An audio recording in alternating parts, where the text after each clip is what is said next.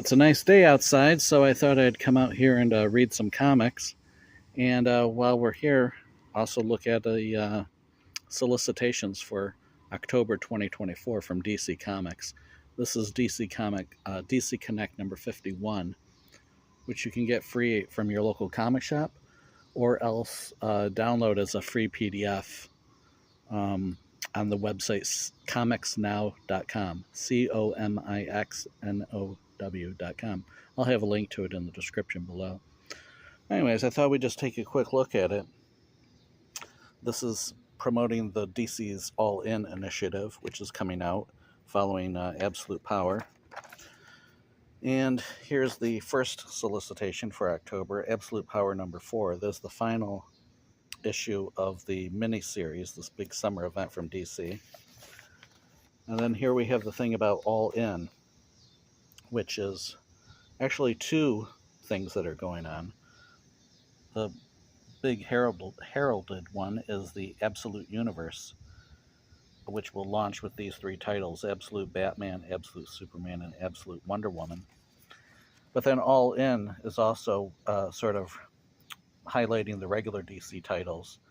They'll have these covers that have sort of white backgrounds around them to create sort of a thematic unity, and they're supposed to be jumping on points for new readers. So we'll see if it works. And this is the DC All-In Special.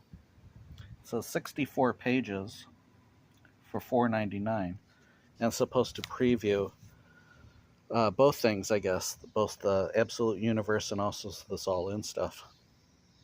But there's the description right there. This goes on sale October 2nd, it says. It's kind of hard to read in the fine print here.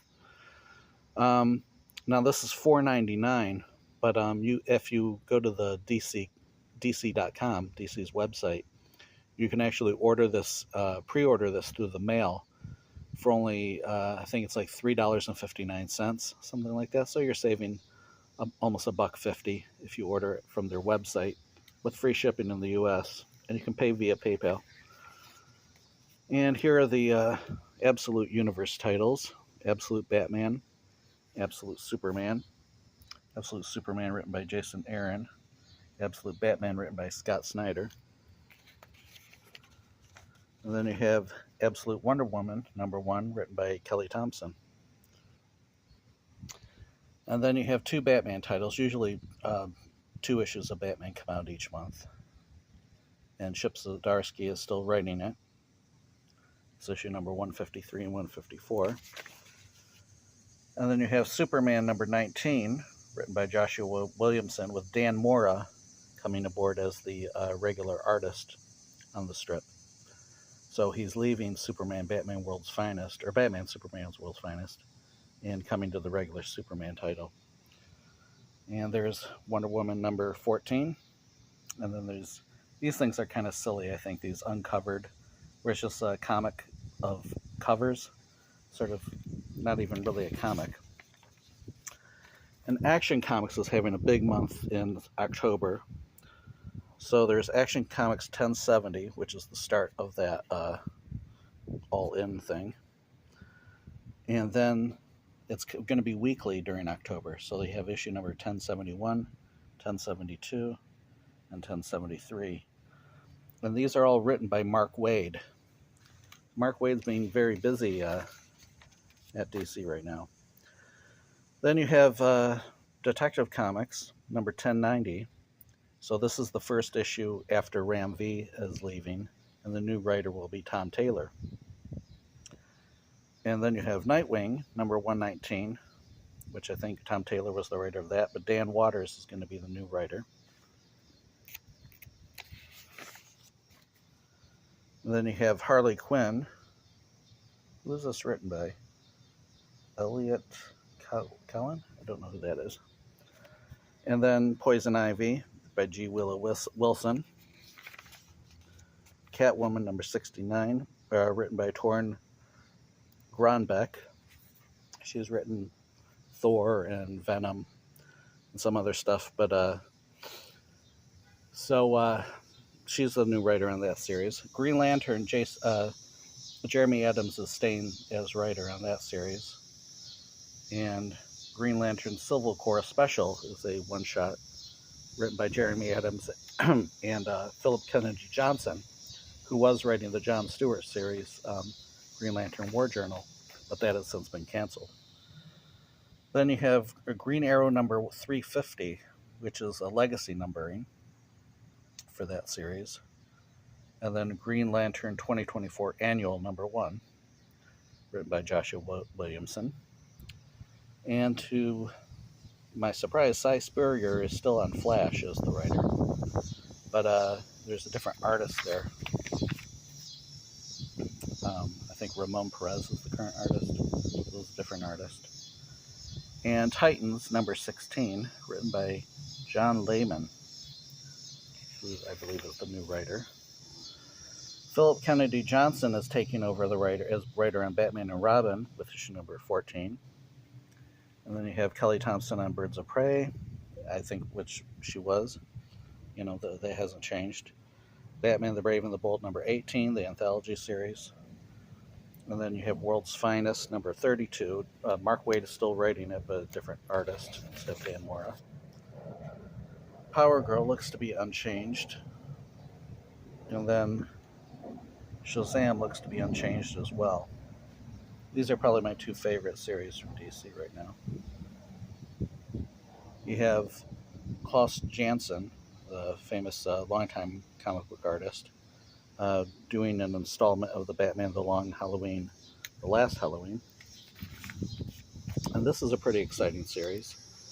This is going to be a 12-issue maxi series written by Mark Waid and drawn by Chris Samney. You can see some of the art pages there. Has very Alex Toth looking art style. This should be pretty good. Batman and Robin Year 1. So it takes place within their early days. Then you have this one shot, it looks like Poison Ivy and Swamp Thing, Feral Trees. Here's the picture. Then there's this miniseries, Multiversus Collision Detection, which is basically a mashup of the DC characters with the Warner Brothers cartoon characters. I think it says based on a video game. Then you have this weird thing, DC Horror Presents, number 1. Is a horror anthology, but it's going to be based around DC's superhero characters. And then you have this DC Horror Presents Creature Commandos number 1. Now, Creature Commandos are supposed to be in a movie eventually, so maybe that's going to be promoting that. Then you have a bunch of Elseworlds series. So you have Green Lantern Dark number 1, which doesn't look that interesting to me. Gotham by Gaslight, The Kryptonian Age number 5. That's the maxi series that's currently running. Dark Knights of Steel, All Winter number 4. DC Vampires, or DC versus Vampires. And then you have this Batman Full Moon number 1 by Rodney Barnes. It's like a horror type thing. So you can tell we're in the horror type thing because the pages are all black now. So you have Nice House by the Sea by James Tynion. Plastic Man No More, written by Christopher Cantwell. Jenny Sparks, number 3. Zatanna, Bring Down the House, number 5. John Constantine, Hellblazer, Dead in America, number 10. By Cy Spurrier. I think that's going to be wrapping up in the next issue, I believe. My Adventures with Superman, number 5. From the DC Vault, Death in the Family, Robin Lives, number 4. Written by J.M. DeMatteis and drawn by Rick Leonardi. Some people are kind of confused by this series. This is actually a new comic, but it takes place back in time where, if Jason Todd had not been killed. So that's what that's about. So it's done in sort of a retro style. And speaking of retro, we have some reprints here, these facsimile editions, which are always the solicitations I look forward to reading the most. You have Batman number 237 from 1971. Hawkman number 4 from 1964, I think. This features the first appearance of Zatanna. From 1985, continuing that reprinting of Crisis on Infinite Earths, you finally get the most important issue of the series, issue number 7, featuring the death of Supergirl. I actually bought this issue when it came out in 1985, and it was the first issue of Crisis I ever bought, because I was kind of leery of all those big mega events that were going on. At the time, it was, there weren't many, but it was like Secret Wars. I'd skipped. I wasn't interested. And it felt too manipulative to me by the companies. But Crisis on Infinite Earths, that was too significant to pass up. And then you have the Sandman reprint comic written by Neil Gaiman. Complete Shakespeare collection. And finally, of the periodicals, you have the kids comics, the Batman and Scooby-Doo Mysteries number 10, and Scooby-Doo Where Are You number 130. And then after that, you get into the book selections, which I'm not really into the books, the trade paperbacks and so on. So these are collecting a lot of the periodicals. Then you have this DC Finest. This is sort of, I guess, like their... Marvel has some sort of trade paperback series. I forget what theirs are called. But this, I guess, is supposed to be like that. So you have a bunch of issues, classic issues, a bunch of them reprinted for like $40 each or so. And then you got some more trade paperbacks. And some more trade paperbacks. And finally, you have a checklist of everything that's coming out. So it shows the periodicals, what week they're coming out, and so on. And then also the collected editions. So there you have it. That's all of DC's solicitations for October 2024.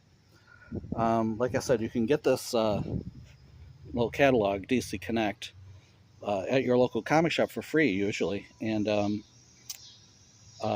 there's also, Marvel has their own called Marvel Previews, which is a similar thing. And this sort of helps your comic shop know what you want to buy. So if you get this from your comic shop, you go through it, and then you tell your comic shop, yeah, these are the ones I want to get.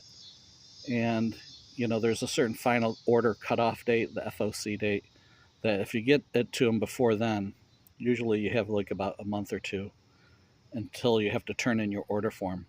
And then they'll order it for you, and then when it comes in, you buy it. Some shops make you buy in advance, but my local shop doesn't. You just buy it when it arrives in the shop. Especially if you're a regular customer there. So, they know who you are. So that's it. I'm looking forward to checking out that Batman and Robin Year 1 thing by Mark Waid and Chris Samney. That looks interesting. Not so much interest in the Absolute Universe things. I'm not interested in the Ultimate Universe for Marvel, though, either. I'm also interested in that those facsimiles, too. Those, like I said, those are some of my favorite things each month. So anyways, that's it. Thanks for watching.